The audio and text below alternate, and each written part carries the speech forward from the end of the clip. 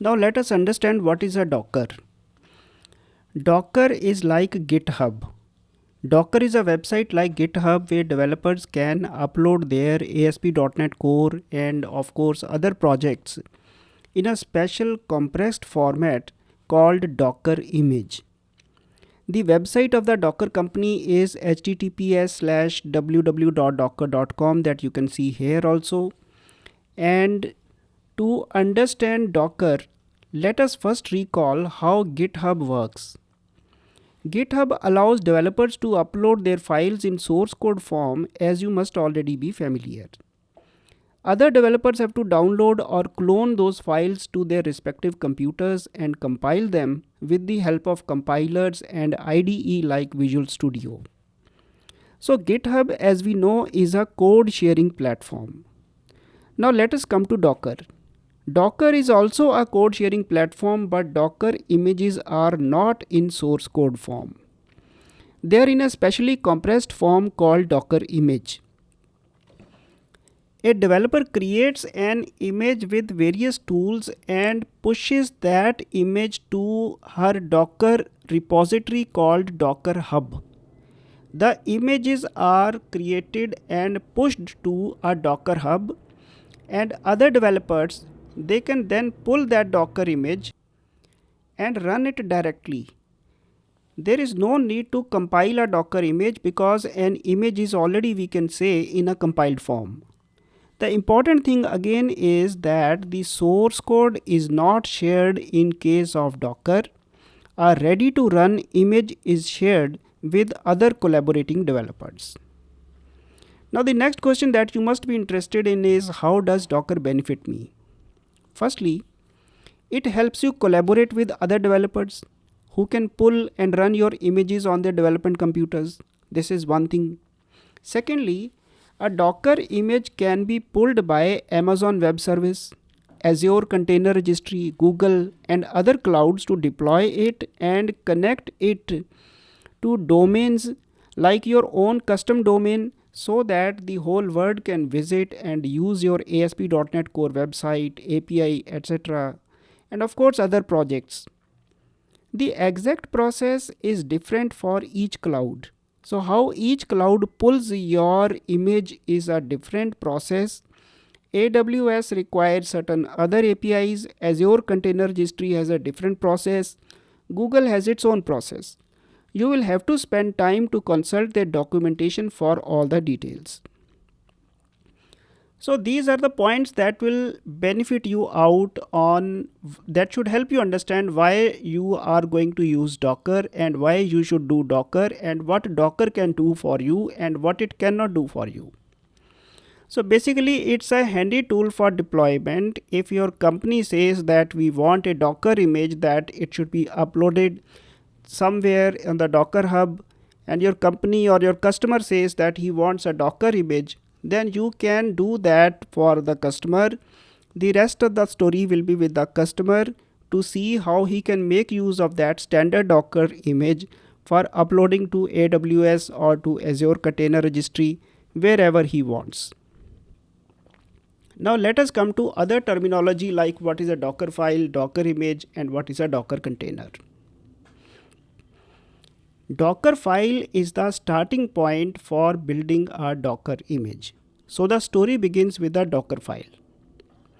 You can right click your Visual Studio project to create a Docker file. This I will explain in a video in coming tutorials.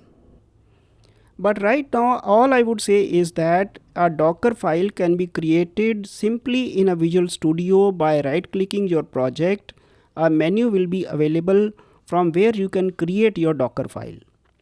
A Docker file is a file that contains information about the various project files that have to be included in that image.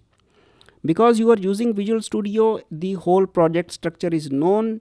A right click will create a Docker file. This Docker file will contain a list of all the files that have to be included in the image. In addition to it, it will also contain a list of other dependencies, other images also. Your project may be dependent on other images also. For example, You are creating a .NET Core application. And we know that a .NET Core application will need a runtime also. So if you package your runtime entirely with your image, then the image size will become very large. So other runtimes, they are, for example, I'm talking of runtime.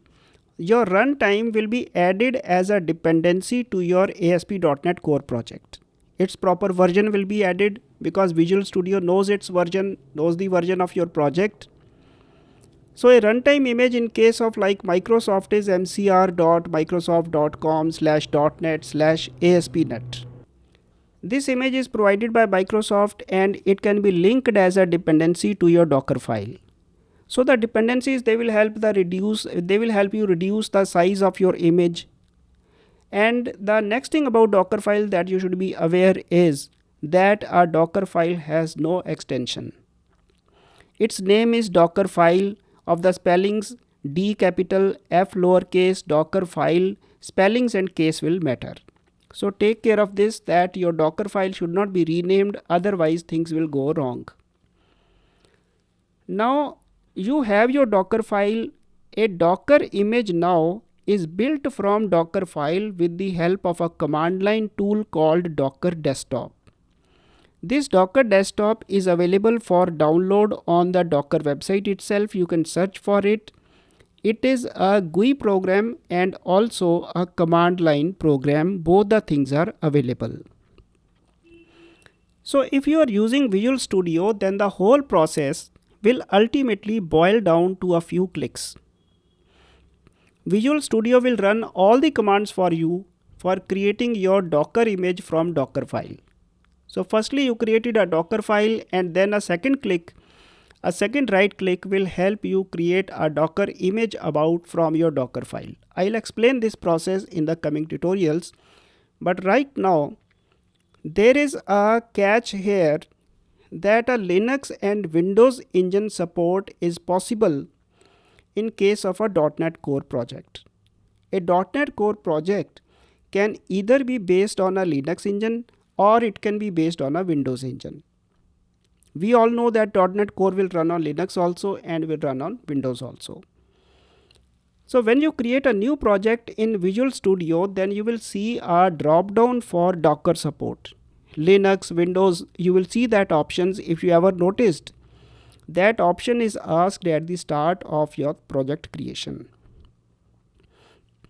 This option can be changed later on also by manually editing the csproj file. The project file can be manually edited, and there you can change Linux to Windows or Windows to Linux.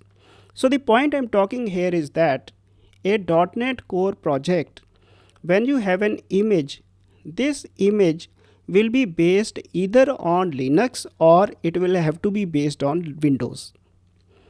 You will have to choose one of them. Your image is now connected to a Linux platform or a Windows platform. So if you are on Windows 10 Home Edition, then you should use the Linux engine. I repeat, you should use the Linux engine when you are on Windows 10 Home Edition, because if you do not use Linux and if you choose Windows, then your project will enter into problems at a later stage. This is probably because Windows 10 Home Edition is a bit lower cost edition, and Windows Ultimate and other editions, they have a better connectivity to this Docker support. Now in the end, let me come to what is a container. So far what we have obtained is, we started with Docker file, we built an image out of it. The image is now either Linux based or it is a Windows based. So now let us come to a container. Now Docker image, you can think of a Docker image as a blueprint, like we have a class in programming terminology. Like we have class in a programming terminology, and we can create many objects out of that class. Similarly, a Docker image is a type of a read-only structure. It needs instantiation. It needs to be run. An object has to be created. It has to be containerized.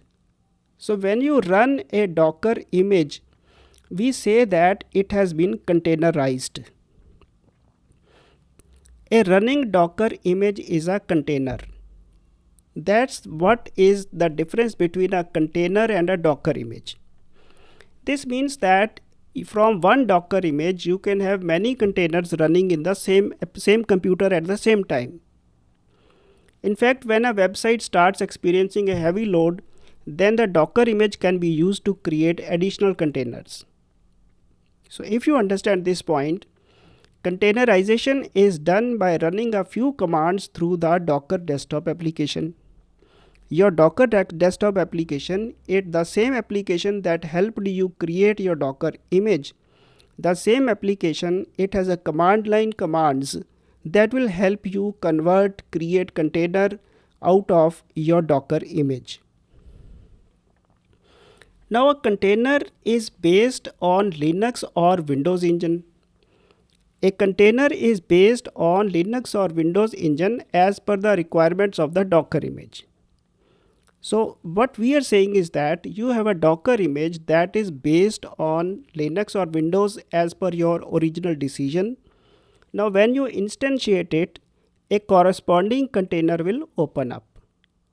And a container will use the resources of your PC to run a Linux or Windows engine similar to a virtual machine. So you can think of that a container will actually create a Linux or Windows virtual machine for running your image. So a container also provides a read-write memory to load and execute your project. For example, you might be storing some data as a part of your application. So that all is provided by the container. So a container is actually a medium in which your image will run. So this is all about it, that your Docker file is the starting point, and from Docker file you create a Docker image. A Docker image is then run. Then running is called containerization, and the container can be either Linux or it could be a Windows container. That's all I have to say for it right now, and we will now discuss more points as we go further. Thank you.